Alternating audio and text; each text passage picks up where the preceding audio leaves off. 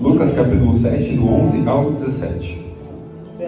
E aconteceu que no dia seguinte, ele foi à cidade chamada Naim, e com ele iam muitos dos seus discípulos e uma grande multidão. E quando chegou perto da porta da cidade, eis que levavam um defunto, filho único de sua mãe, que era viúva, e com ele ia uma grande multidão da cidade. E vendo-a, o Senhor moveu-se de íntima compaixão por ela, e disse-lhe: não chores. E chegando-se, tocou o esquife, e os que o levavam pararam. E Jesus disse: jovem, a ti te digo, levanta-te. E o defunto assentou-se e começou a falar, e entregou a sua mãe. E de todos se apoderou o temor, e glorificavam a Deus, dizendo: um grande profeta se levantou entre nós, e Deus visitou o nosso povo. E correu dele esta fama por toda a Judéia e por toda a terra circunvizinha. E com isso eu quero deixar um tema para essa mensagem, que diz o seguinte: Jesus não está atrelado ao nosso tempo. Essa mensagem, escrita segundo o Evangelho segundo escreveu Lucas, traz para a gente um ensinamento muito grande, glorioso. Eu tive a oportunidade de ler esses versículos, eu reli, mas eu falei, não, Deus quer falar algo mais profundo com a gente. Eu comecei a estudar sobre isso, e parece ser um texto tão simples, uma história tão simples, mas isso traz uma profundidade tão grande que edifica as nossas vidas, e é o que Deus vai fazer conosco nessa noite. Vai trazer uma edificação para as nossas vidas, uma palavra que Jesus não está atrelado ao nosso tempo. Jesus não está atrelado a tempo nenhum, porque não existe tempo que pare os milagres que Jesus tem para fazer na nossa vida. Aqui, diante da história escrita por Lucas, nós vemos que aqui se trata de um milagre, e um milagre sobrenatural mesmo. Existem os milagres que acontecem na nossa vida, que é uma cura de uma enfermidade, é uma cura de uma doença que um diagnóstico médico dá e não tem, ele fala que não tem mais cura nenhuma. É uma porta de emprego que a gente abre, que a gente fala que é um milagre, e realmente é um milagre porque Deus cuida das nossas vidas. E o milagre nada mais é do que uma provisão sobrenatural daquilo que a gente não tem a capacidade de fazer. Como seres humanos, ninguém tem a capacidade de fazer milagres. Eu posso ajudar as pessoas, eu posso contribuir com aquilo que eu posso, que está ao meu alcance, mas milagre eu não sei fazer. Mas quem sabe fazer milagre é quem chamou a gente para essa obra, que foi Jesus Cristo. O milagre é uma coisa tão incrível. E Jesus, nesse episódio, que ele começa a narrar essa história toda, ele já tinha vindo de uma caminhada muito longa. Jesus estava em Cafarnaum. Nos primeiros versículos do capítulo 7, você vai ver que ele curou o servo do centurião. E onde ele estava quando ele curou o servo do centurião? Em Cafarnaum. E a gente vai olhar no mapa e vai ver a distância entre Cafarnaum e Naim, que dá cerca de quase 50 quilômetros. E naquela época não existia carro, automóvel. Não existia um carro que ele podia colocar, não existia uma carroça que ele podia subir na carroça e colocar os cavalos para poder andar. O que eles fizeram essa caminhada foi a pé. Sabe quantas horas eles gastaram para chegar até em Naim, de Cafarnaum até Naim? 11 horas e meia. Se você fizer um cálculo no mapa, dá 11 horas e meia de distância. Jesus fez todo esse percurso. Chegou cansado, exausto, porque o ser humano cansa. Ainda mais andando 11 horas. Se eu ando 1 hora ou 2, eu estou cansado. Imagina andar 11 horas para chegar. Mas quando ele chegou naquele ambiente, parece que o cansaço dele não existia mais. A primeira coisa que ele fez quando chegou na porta daquela cidade, que no dia seguinte ele saiu, passou a noite em Cafarnaum, no dia seguinte ele saiu e foi andando até chegar em Naim. Quando ele chegou em Naim, ele viu que tinha alguém fazendo aquele cortejo fúnebre e estavam levando um jovem já morto, já um defunto. Ou seja, para muitos não existe mais solução. Quando a gente está com vida, a gente continua orando, Deus faz um milagre, mas depois que morre a gente para de orar. Por quê? Porque para nós olhamos a morte ao fim da vida. Mas quando Jesus chega, Ele é a própria vida. Quando Jesus chega, Ele é a própria solução para a vida. No entanto, pouco depois que Jesus foi crucificado, Ele ressuscitou ao terceiro dia, ele venceu a morte.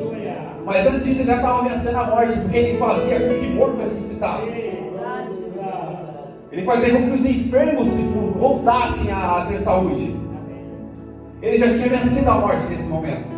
Quando ele chegou naquele ambiente, parecia um ambiente tão triste. As pessoas estavam na porta da cidade, aquela cidade pequenininha. Daí na história, a cidade é um pouco pequena, diz a história que não chegava no máximo 90 habitantes. E tinha no máximo ali 35 casas, 30 casas, alguma coisa assim. Era uma cidade muito pequena. Então, quando morria alguém, igual no interior, quando morre alguém, faz aquele cortejo, a cidade toda sabe o que está acontecendo.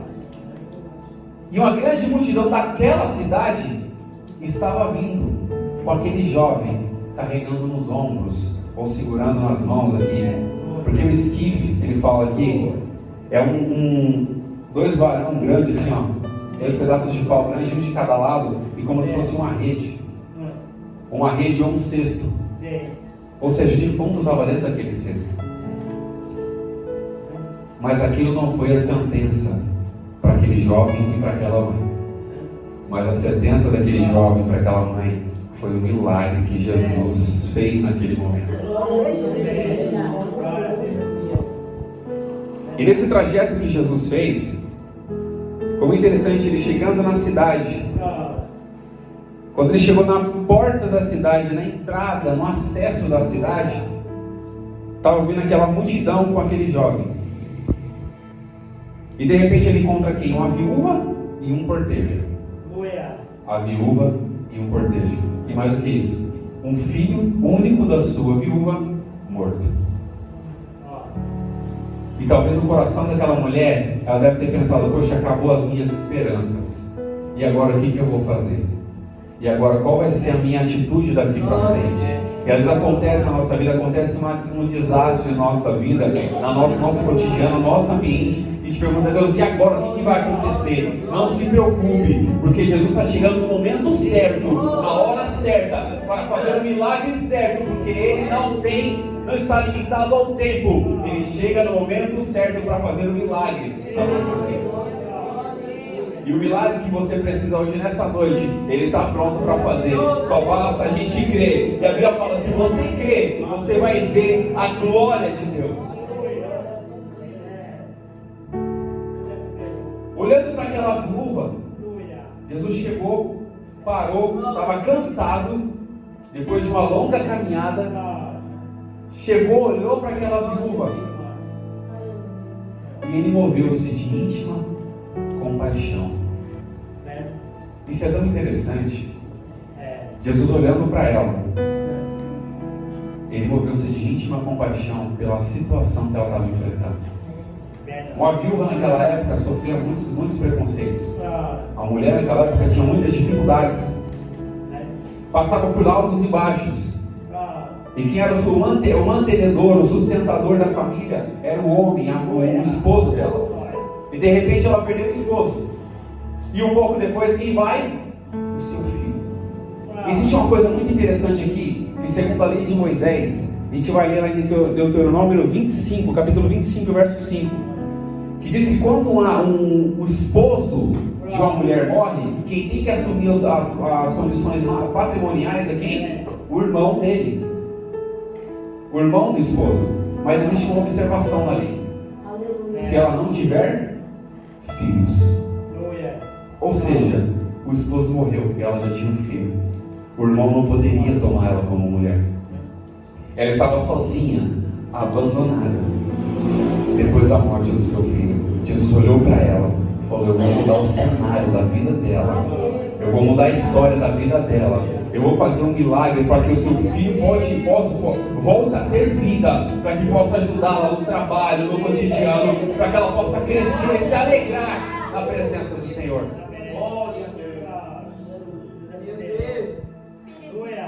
E após Jesus se mover de íntima compaixão, Ele falou uma coisa que quase ninguém fala em um velório. Você já chegou no velório e falou para a pessoa: não chora? Aquele cotejo fúnebre passando, ninguém vai chegar no velório e falar para a pessoa: não chora não. Nunca que alguma pessoa vai falar isso. Mas Jesus mostrou que ele estava ali para fazer alguma coisa diferente na vida daquelas pessoas. E não só na vida daquele jovem que ele ressuscitou, mas na vida daquela multidão que estava acompanhando tanto ele como aquele cortejo fúnebre. Ele estava a ponto para fazer mudar a história daquela cidade, mudar a história daquelas pessoas que estavam acompanhando. Os seus discípulos iam ver o milagre, a multidão que acompanhava ia ver o milagre, a cidade que acompanhava aquele cortejo ia ver o milagre, a mulher ia ver o milagre, ia viver o milagre, e o filho ia ser ressuscitado. A esperança daquela família foi ressuscitada naquele momento que Jesus chegou. E Jesus não chegou atrasado. Ele chegou no momento certo. Ele já tinha feito uma trajetória, porque ele conhecia o futuro. Ele está no futuro, ele conhece o presente. E o seu passado ele não precisa lembrar mais, porque ele quer fazer coisas novas na sua vida. Deus não quer que você fique preso ao seu passado, quer que você programe o seu futuro, plante todos os dias sementes boas, para que o seu futuro possa ser bom na presença do Senhor.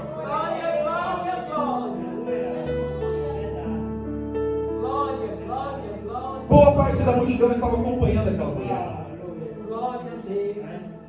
E num momento tão triste, a gente sabe, segundo a palavra, que a gente tem que chorar como se choram e se alegrar como se alegram. E qual que é o mais difícil?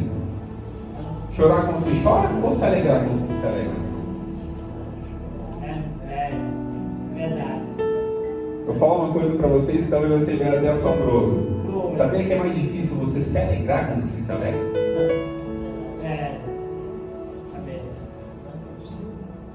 Porque muitas das vezes o nosso coração está preso a tantas coisas materiais, tantas coisas superficiais, que quando você olha alguém sendo exaltado por Deus, você olha alguém com um dom incrível, dificilmente o seu coração vai ser voltado para se alegrar com aquela pessoa. Porque a gente, isso qualquer pessoa passa por isso. Eu já passei por isso. Eu também sou ser humano como qualquer um. Eu olhava para aquela pessoa, nossa, eu queria ser igual a ela. Ou seja, aquele momento de alegria já não era mais alegria. Talvez podia ser um momento de querer cobiçar aquilo, ter ciúmes daquilo. Mas Deus tem um propósito para cada pessoa. Você tem que se alegrar com o que Deus vai fazer na sua vida a partir de hoje. Você tem que se alegrar com o milagre que Deus vai fazer na sua vida. Porque Deus é poderoso para fazer. E chorar como se chora não é fácil. Você chega num ambiente de tristeza, a tristeza é contagiante. A tristeza contagia, gente. Se você não tiver um emocional bem preparado e a pessoa não for tão próxima a você, você vai desabar em lágrimas. Então é muito fácil você chorar com esse choro. E Deus nessa noite quer falar pra gente: não seja só uma facilidade de você chorar como se chora, mas seja uma facilidade de você alegrar quando Deus levantar uma pessoa que está do seu lado. Você já se alegre quando Deus levantar uma pessoa que está do seu lado para fazer uma coisa diferente, uma coisa nova, fazer uma obra diferente, fazer uma obra nova. Porque Deus não está limitado a nada que é nosso. Ele pode levantar aquele menorzinho, fazer com que ele suba, para que a glória de Deus, o nome dele seja exaltado. Você me fala comigo, e ouviu o irmão falando, a alegria é nossa, mas a glória é do Senhor Jesus. Nós sentimos muito felizes por às vezes Deus usar a gente, pela misericórdia dele, pela graça. Nós sentimos felizes sim, mas a alegria é nossa, mas a glória não pode ser substituída, porque a glória de Deus, o que eu faço aqui hoje, nessa noite, eu posso ficar feliz, mas a glória é do Senhor. Eu posso louvar, mas a glória é do Senhor. Eu posso adorar, mas a glória é do Senhor. E nada tira a glória dele, porque ele merece honra, glória, louvor e adoração em todo momento.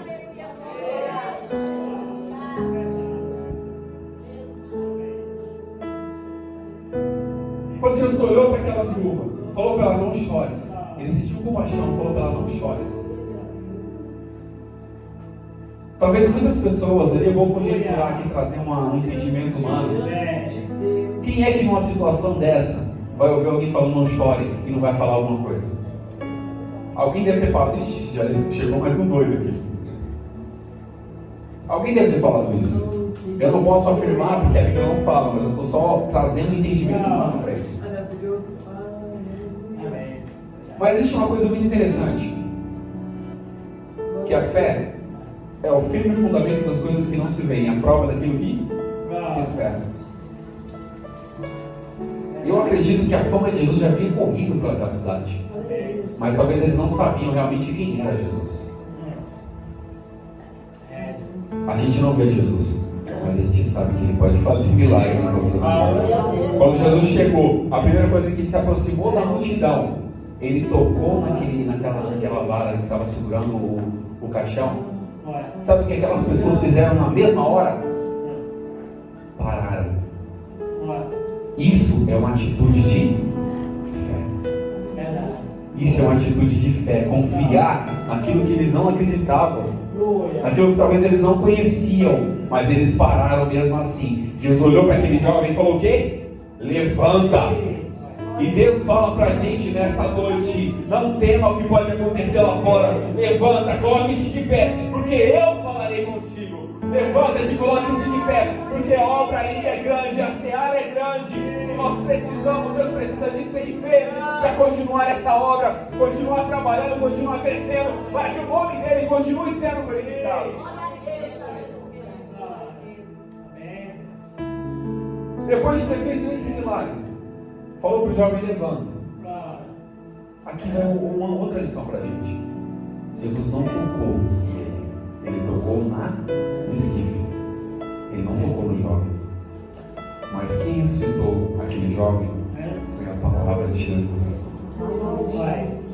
E muita gente espera Jesus. A gente é tão, por exemplo, assim, tão necessitado de algumas situações emocionais que a gente quer que Jesus toque na gente. A gente quer que Jesus se aproxime da gente e toque, quer que Jesus desça e venha um anjo para tocar na gente, para poder receber o milagre. Mas eu te digo nessa noite, não espere Jesus tocar, porque Ele deixou a palavra dEle. Pela palavra dEle você pode ser curado, pela palavra dEle você pode ser transformado, pela palavra dEle os seus filhos podem voltar a continuar na caminhada, continuar na fé. E é pela palavra dEle que nós estamos de pé. Nós só conhecemos Jesus pela palavra. Nós vivemos aquilo que Deus tem preparado para nós é pela palavra. Nós só adoramos a Deus pela palavra. Nós só louvamos pela palavra. E tudo isso é pela palavra do Senhor que está em nossas vidas. E a promessa dele que continua de pé. Após esse jovem ressuscitar, segundo a palavra que Deus tinha dado, ele pegou esse jovem, ele sentou, o jovem se sentou e começou a falar. Eu não sei o que aquele jovem estava falando, mas quando aquele jovem começou a falar, Jesus pediu para que ele saísse dali e o entregou à sua mãe. Jesus faz milagre completo. Ele não faz pela verdade. Ele não ressuscitou só aquele jovem, porque ele precisava confortar o coração daquela mãe. Ele falou: entrega o seu filho, e a bênção que eu estou te dando nesta noite, o milagre que eu estou fazendo neste momento, eu entrego para você o seu filho, e a bênção da sua família restaurada. Era o que Jesus estava querendo dizer para ela: eu estou entregando a sua família de volta. Eu estou entregando o seu filho. Eu estou entregando a sua bênção de volta. Eu estou entregando o seu milagre nas suas mãos. E é o que Jesus faz com a gente nessa noite. Eu estou entregando nas suas mãos. E é pela minha palavra que eu entrego. Glória a Deus. Aleluia, Jesus. E depois de ter entregado a sua mãe, aquelas pessoas que estavam ao redor, apoderou-se deles um temor. O sentido da palavra temor é respeito, dar honra. E eles falaram: se levantou um profeta entre nós. E Deus visitou o seu povo. Quando eles começaram a olhar para aquele milagre, falou: Deus teve misericórdia da nossa nação. E eu falo para vocês, não importa o tamanho que você seja, não importa o tamanho da sua fé, Deus vai fazer milagre, porque Ele é poderoso para fazer. Aquela cidade era pequena, aquele povoado era pequeno, mas Jesus fez um milagre, é poderoso o temor daquele povo. E eles disseram com a própria voz dele: Deus visitou a nossa nação, Deus visitou o nosso povo pequeno, para poder colocar a gente de pé, fazer com que a gente continue tendo esperança. na presença dele, e na palavra e na profecia que ele deu para cada mãe. E para a gente finalizar, após eu ter visitado o povo e vendo Jesus, aquele povoado pequenininho, a sua fama correu por toda a Judéia. Naim era uma cidadezinha pequena, um povoado pequeno, localizado na Judéia. Ou seja, aonde Jesus estava, alguma coisa diferente tinha que acontecer. O seu nome começou a girar tanto ali naquela cidade, nas regiões circunvizinhas. No entanto, quando ele saiu da Judéia e foi lá para a Jordânia, para o outro lado, em Gadara, quem foi que ele encontrou? Um endemoniado. E aquele endemoniado fez um milagre tão grande, depois de ser curado, ele evangelizou a cidade todinha. E a fama de Jesus continuou. E a fama de Jesus continua até hoje. E ainda faz milagres. Basta a gente crer no nome e no poder de Jesus Cristo.